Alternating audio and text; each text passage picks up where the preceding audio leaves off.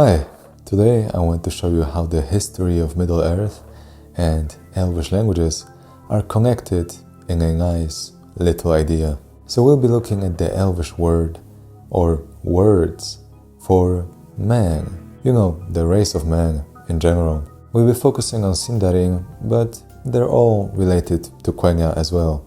You'll see. So the first word for the race of man in Sindarin is Adan, plural form Edain. You might know about it, but basically it comes from the Quenya word Atan, which then comes from the Quenya word Atta, which is just the number 2.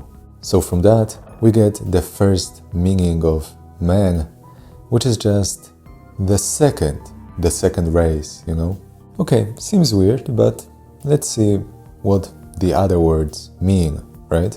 Well, the two other words basically have a very similar meaning to each other. The first one of them is Echil, and the Quenya word similar to it is Hildor.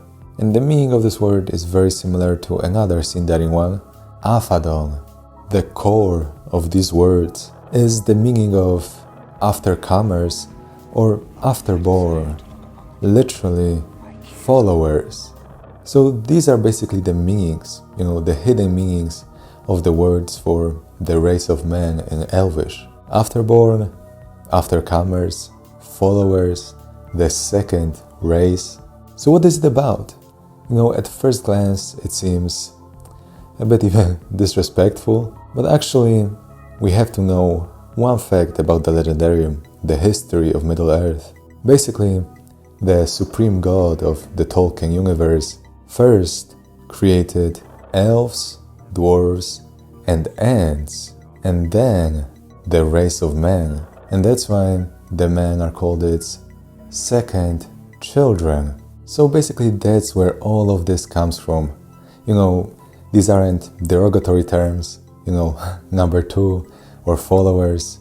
It just means that they are the second children of Ilúvatar. So the Elvish languages just represent that very well. But still you might be disappointed that, the race of man is considered this weaker race, the weaker children.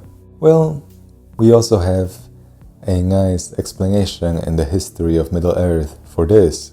So basically, how every parent treats their following second and further children with a little bit more ease, a little bit lighter, right? And this was also the case with Ilúvatar, who gave the race of man what's called the gift of Ilúvatar, which, guess what it was? It was mortality, because it meant that, they weren't as connected to, this earth, this land, this physical realm, spiritually, let's say, as elves and ants, for example.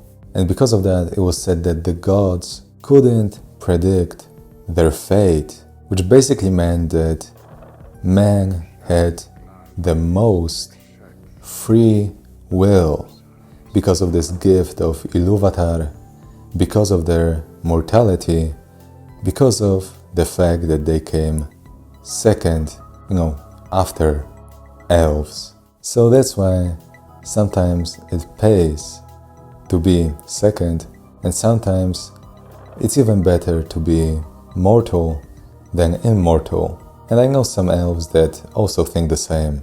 So that's basically it. I hope you enjoyed this little trivia. If you did, I want you to do 3 things for me. First of all, click the like button. Secondly, click the first link in the description and join my community. And finally, come back tomorrow for another episode of the Elvish month. Na ver.